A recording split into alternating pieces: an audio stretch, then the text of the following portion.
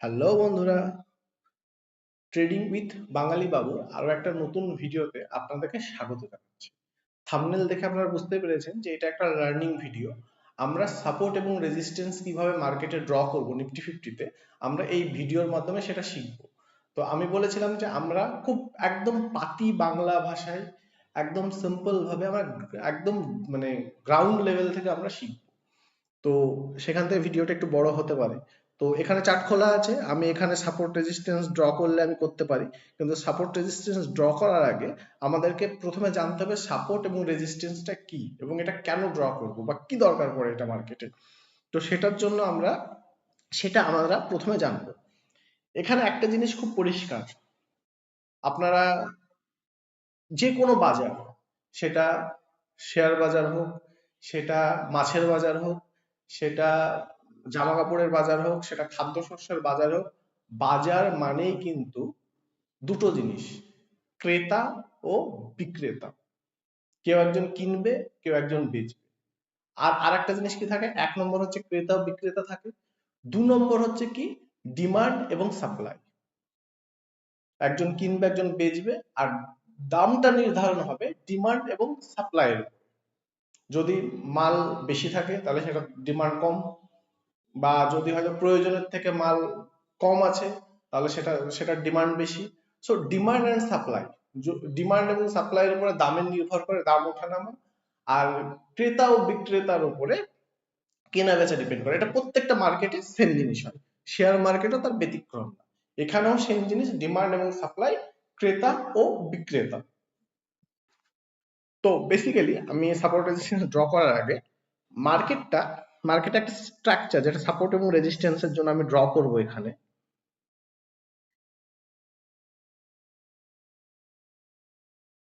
ধরুন মার্কেট বর্তমান এখানে এই জায়গায় মার্কেট বর্তমান রয়েছে, এই জায়গায় বর্তমান মার্কেট দাঁড়িয়ে আছে। তাহলে সবসময় এটা মনে রাখবেন, যেটা রেজিস্ট্যান্স, মার্কেট যখন রেজিস্ট্যান্সের উপরে চলে যাবে সেই রেজিস্ট্যান্সটাই সাপোর্ট হয়ে যাবে। মার্কেট যখন সাপোর্টের নিচে চলে আসবে সেই সাপোর্টটাই রেজিস্ট্যান্স হয়ে যাবে। তো মার্কেট যদি এখানে থাকে তাহলে আমাদের সাপোর্ট, এটা সাপোর্ট ওয়ান, এটা সাপোর্ট টু, এটা আর ওয়ান মানে রেজিস্ট্যান্স ওয়ান, আর এটা রেজিস্ট্যান্স টু। মার্কেট এখানে আছে, মার্কেট উঠছে উঠছে, এখানে গিয়ে মার্কেট বাধাপ্রাপ্ত হবে, কারণ এটা হচ্ছে মার্কেটের রেজিস্ট্যান্স। এবার রেজিস্ট্যান্সটা কি, এটা ডিমান্ড এবং সাপ্লাই হিসেবে আপনারা ধরতে পারেন, যে এই জোনে প্রচুর বায়ার্স আছে যারা মালটাকে কিনতে কিনতে উপরে নিয়ে যাচ্ছে, এবং রেজিস্ট্যান্স যেটা, এখানে প্রচুর সেলার আছে। তারা এখান থেকে এই যে মালটা যখন এই পর্যন্ত যাচ্ছে, দামটা বাড়তে বাড়তে, ধরুন 15 টাকার একটা কোনো কিছু আপনি এখানে কিনলেন, যেটা বাড়তে বাড়তে এই পর্যন্ত গেল, কিন্তু এখানে আবার সেলার বসে আছে যারা মালটাকে বিক্রি করবে, বা সাপ্লাই নিয়ে বসে আছে, যেটা আপনি সাপ্লাই হিসেবে ধরতে পারেন, যে সাপ্লাই, ডিমান্ড সাপ্লাই। তো এখানে গিয়ে যখন প্রাইসটা এখানে পৌঁছালো, এবং তারা সাপ্লাই, ওখান থেকে সাপ্লাই চলে এলো, যে যারা সেলাররা সেল করতে শুরু করে দিল এবং সাপ্লাই চলে এলো, মার্কেট আবার নিচে চলে এলো। মার্কেট আবার যখন নিচে আসবে, আবার কিন্তু এই সাপোর্ট জোনেই কিন্তু মার্কেট আবার আটকে যাবে, কারণ এখানে এই জোনটাতে প্রচুর বায়ার বসে আছে যারা মার্কেটটাকে আবার উপরে উঠাবে, কারণ তারা এখান থেকে বাই করবে, তারা এখান থেকে ডিমান্ড তৈরি করছে মার্কেটে। মার্কেট আবার এখানে যাচ্ছে, কিন্তু এবার দেখা যাচ্ছে মার্কেট এখানে যাওয়ার পরে যারা সাপ্লাই, বা যে সাপ্লাইটা আসছে, বা যে সেলাররা সেল করছে, মার্কেটের ডিমান্ড তার থেকেও বেশি। সেলাররা সেল করে একটু নামানোর চেষ্টা করলো, কিন্তু মার্কেট তারা নামাতে পারলো না, কারণ মার্কেটের ডিমান্ড আরো বেশি এলো, যারা সাপ্লাই যেখান থেকে আসার কথা, সাপ্লাইয়ের পরিমাণটা অনেক কম। তো যখন সাপ্লাইয়ের পরিমাণটা কম, আমি যদি রিসেন্টলি আমাদের মার্কেট হিসাবেই ধরি, চাল, চাল আমাদের আমার এলাকায় হয়তো 1000 কুইন্টালের ডিমান্ড আছে আমার আমার এলাকায়, কিন্তু চালটা আসছে, যখন চালটা নামছে হয়তো একটু প্রাইস কমছে, কিন্তু ডিমান্ডের জন্য মার্কেট আবার উপরে উঠে চলে যাচ্ছে। তো এইটা হচ্ছে প্রয়োজনের থেকে যখন সাপ্লাইটা কম হয়ে যাবে, বায়ার্সরা যখন, তো সেলারের থেকে বায়ার্সরা যখন বেশি হয়ে যাবে, মার্কেট উঠলো, সেলাররা নামানোর চেষ্টা করলো কিন্তু পারলো না, এখান থেকে উঠে গেল, ফলে এইটা আবার মার্কেটে সাপোর্ট তৈরি হয়ে গেল। এর উপর যখন আর ওয়ান এর উপরে চলে গেল, তখন এই আর ওয়ান কিন্তু আবার এখানে এস ওয়ানে পরিণত হয়ে গেল, মানে সাপোর্টে পরিণত হয়ে গেল। বুঝতে পেরেছেন? আশা করি বুঝতে পেরেছেন যে আমি কি বলতে চাইলাম। তো মার্কেট এই কনসেপ্টের উপরে দাঁড়িয়ে থাকে। ঠিক সেই রকম, আমি এটা মুছে দিই, মুছে দিলে একটু সুবিধা হবে।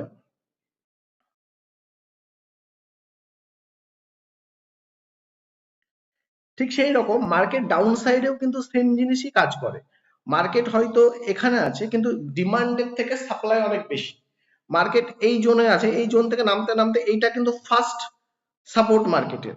মার্কেট যদি এই সাপোর্টটাকে ব্রেক করে দেয় বা এই সাপোর্ট থেকে আবার সাপ্লাই চলে এলো, মার্কেট আবার উপরে উঠে গেল, কিন্তু এই সাপোর্টটাকে যদি ব্রেক করে দেয় তাহলে মার্কেট আবার কিন্তু পরের সাপোর্টে চলে আসবে। সো পুরো শেয়ার মার্কেটের গল্পটাই দাঁড়িয়ে থাকে ডিমান্ড এবং সাপ্লাইয়ের উপরে। আশা করি আপনারা বুঝতে পেরেছেন যে আমি কি বলতে চাইছি। যদি কারো কোনো কোশ্চেন থাকে আপনারা ইনবক্সে বলবেন, আমি সেটা পরের দিন আরো ক্লিয়ার করে বোঝানোর চেষ্টা করব আপনাদেরকে। এবং এই ডিমান্ড এবং সাপ্লাই বা সাপোর্ট এবং রেজিস্ট্যান্স এটা কিন্তু একটা প্রো লেভেল, মানে এটার অ্যাডভান্স লেভেল আরো আছে। এটা বেসিক নলেজ যে মার্কেটে, এটা একটা বেসিক নলেজ যে মার্কেট টোটাল সব ধরনের মার্কেট চলে ডিমান্ড এবং সাপ্লাইয়ের উপরে। এটা বোঝা গেছে এখানে? ওকে, এবার আমরা চলে যাব চার্টে। চার্টে চার্টে আমরা এবার বুঝবো যে ডিমান্ড এবং সাপ্লাইটা কিভাবে কাজ করছে। আমরা আমাদের চার্টটাকে 15 মিনিটস 15 মিনিট টাইম ফ্রেমে করে নিয়েছি আমরা। আর ডিমান্ড এবং সাপ্লাই কিন্তু জোন হিসাবে হয়, কোনো একটা জায়গায় হয় না। তো আমরা আমাদের চার্টটাকে 15 মিনিট টাইম ফ্রেমে আমরা কিন্তু করে নিয়েছি, ঠিক আছে? ওকে, তাহলে আমরা এখানে একটা জিনিস দেখবো। আমরা এখানে একটা জিনিস খুব পরিষ্কার ভাবে বুঝতে পারছি। আপনারা দেখুন মার্কেট এই একটা জায়গাতে, এই জায়গাতে, আচ্ছা আমি একটা ব্রাশ নিই তাহলে আপনাদেরকে একটু মানে আমি বোঝাতে পারবো ভালো। আচ্ছা মার্কেট দেখুন এই জায়গাটায় বাধা পাচ্ছে, এই জায়গাটায় বাধা পাচ্ছে, এই জায়গাটায় বাধা পাচ্ছে, ঠিক এই জায়গাটায় বাধা পাচ্ছে। তো ঠিক এই যে সিম্পল জায়গাগুলোতে দেখুন মার্কেট বারবার বাধা পাচ্ছে, এটা একটা 15 মিনিটস টাইম ফ্রেম। ঠিক এটাই হচ্ছে আমার একটা রেজিস্ট্যান্স বা সাপোর্ট। আমি এটাকে মুছে দিই, তারপরে আপনাকে আরো ভালোভাবে বোঝাতে পারবো। হ্যাঁ, এবার আমি দেখুন এটাকে একটা জোন হিসাবে দেখুন আমি একটা মার্কিং করবো। দেখুন মার্কেট দেখুন এই জোনটাতে বারবার মার্কেট 15 মিনিটস টাইম ফ্রেমে এই জোনটাতে মার্কেট বারবার বাধাপ্রাপ্ত হয়েছে। মার্কেট বারবার মার্কেট এই জোনটাতে এসে মার্কেট বাধাপ্রাপ্ত হয়েছে। দেখুন এই জোনটাতে মার্কেট বারবার বাধা প্রাপ্ত হয়েছে। আচ্ছা এটা আমি 5 মিনিটস আপনাকে দেখাবো, আমি জাস্ট ড্রটা করে নিচ্ছি। আচ্ছা সেকেন্ডে দেখুন মার্কেট আবার আমরা দেখব যে দেখুন এই লেভেলে যদি আসি আমি, মার্কেট এই জায়গাটায় বাধা পাচ্ছে, এই জায়গাটায় বাধা পাচ্ছে, এই জায়গাটায় বাধা পাচ্ছে। তো তাহলে আবার আবার দেখুন এই জায়গাটাতে এসে বাধা পাচ্ছে। তাহলে আমি এখানেও একটা ড্র করে নেব। সাপোর্ট এবং রেজিস্ট্যান্স এগুলো মার্কেট থেকে এইভাবে খুঁজে বের করতে হবে। দেখুন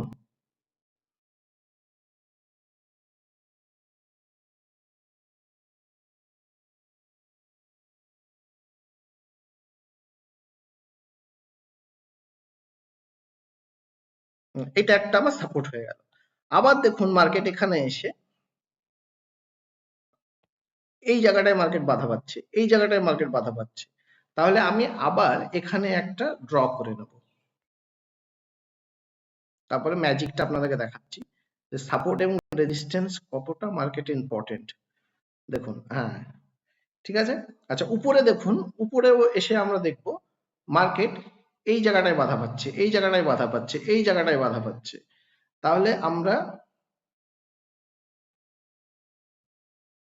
এখানেও একটা আমরা সাপোর্ট এবং রেজিস্ট্যান্স আমরা ড্র করব।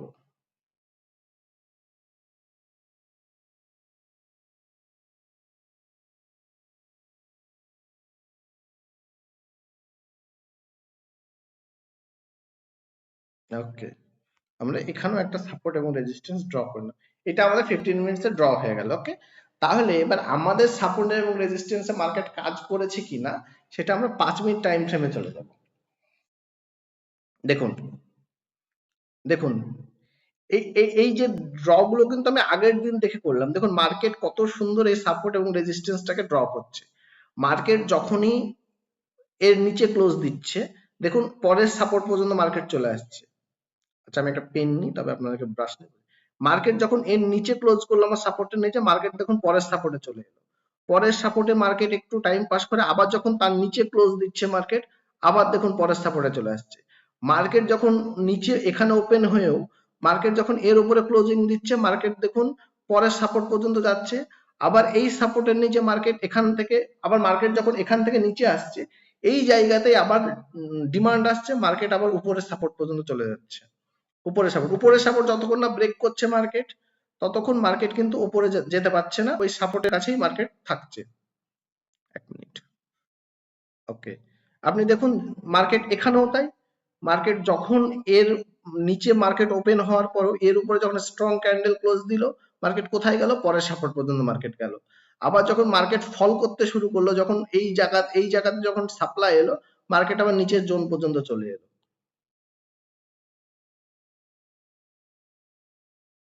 ওকে, এখানেও তাই, লাস্ট দিনও মার্কেট সেটাই করেছে।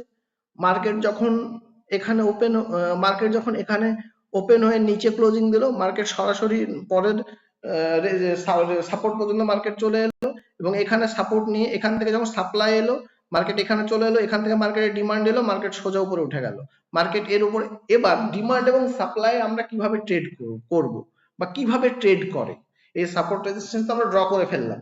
আশা করি আপনারা দেখে এটুকু বুঝতে পেরেছেন যে ড্র করে ফেলেছি। এবার আমি আগে যেটা বোঝালাম সেখান থেকে এবার আমরা কিভাবে রিলেট করব, এখানে কিভাবে ট্রেড করব। এখানে ট্রেডের নিয়ম হচ্ছে, যখন মার্কেট কোনো সাপোর্টের উপরে একটা স্ট্রং ক্যান্ডেল ক্লোজ দেবে, মার্কেট যখন সাপোর্টের উপরে কোনো একটা, মুছে দিচ্ছি তাহলে আপনাদের বুঝতে সুবিধা হবে।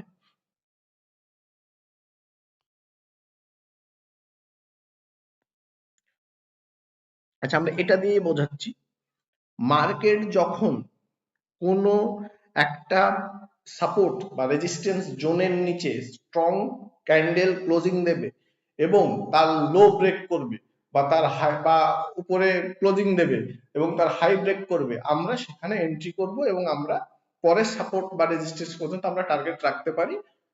আবার যারা স্ক্যালপার হয় তারা 10 পয়েন্ট 15 পয়েন্ট নিয়ে বেরিয়ে যেতে পারে।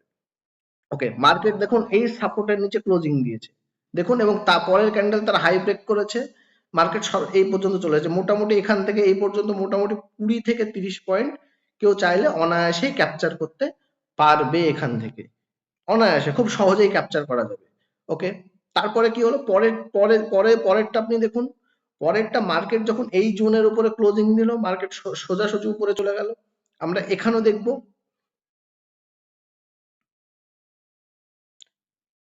খুব সোজা পাতি বাংলা ভাষায়, দেখুন মার্কেট যখন এই জোনের উপরে ক্লোজ দিল এবং পরের ক্যান্ডেল তারা হাই ব্রেক করলো, মার্কেট পরের সাপোর্ট পর্যন্ত মার্কেট চলে গেল। প্রত্যেকটা জায়গায় খুব সহজ, আপনাকে শুধু সঠিক জায়গার জন্য বসে থাকতে হবে, সঠিক জায়গায় ট্রেড আসবে, ট্রেড পাঞ্চ করবো, প্রফিট নেব, বেরিয়ে যাবো। নতুন যারা ট্রেডার তারা 1:1 কাজ করবে, 10 পয়েন্ট টার্গেট হলে 10 পয়েন্ট এসে, মার্কেট যখনই একটা সাপোর্টের উপর ক্লোজ দেবে, সেই ক্লোজের হাই ব্রেক করবে, সঙ্গে সঙ্গে এন্ট্রি নাও, 10 পয়েন্ট নিয়ে ছেড়ে দাও, মার্কেট কোথায় গেল না গেল। প্রাথমিক অবস্থায় এতটা টার্গেট তোমরা নিতে পারবে না, অনেক প্যানিক কাজ করবে, অনেক কিছু কাজ করবে, তো প্রাথমিক অবস্থায় রিস্ক রিওয়ার্ড 1:1 এ রেখে কাজ করবে, দেখবে খুব সুন্দরভাবে কাজ করতে পারবে। ওকে, আমরা আবার দেখি সেম মার্কেট, এখানে দেখুন প্রত্যেকটা সাপোর্ট রেজিস্ট, মিনিট, এখানে দেখুন মার্কেট এই সাপোর্টের নিচে স্ট্রং ক্যান্ডেল ক্লোজ দিল, তার হাই ব্রেক করলো, মার্কেট সোজাসুজি পরে রেজিস্ট্যান্স সাপোর্টে মার্কেট চলে এলো। এখানে দেখুন মার্কেট হাই ব্রেক করলো, পরে রেজিস্ট্যান্স পর্যন্ত মার্কেট চলে গেল। সো আশা করি আপনারা বুঝতে পেরেছেন। যদি কারো কোনো কোশ্চেন থাকে এখানে বা আমার বোঝানোতে যদি কোনো ত্রুটি থাকে, তাহলে আপনারা নিচে কমেন্টে মেনশন করে দেবেন, আমি একদম গোদা পাতি বাংলা ভাষা একদম কনসেপ্ট ক্লিয়ার করে আপনাদেরকে বোঝানোর চেষ্টা করব। খুব ভালো থাকবেন, সাবধানে থাকবেন, আপনার দিন ভালো কাটুক।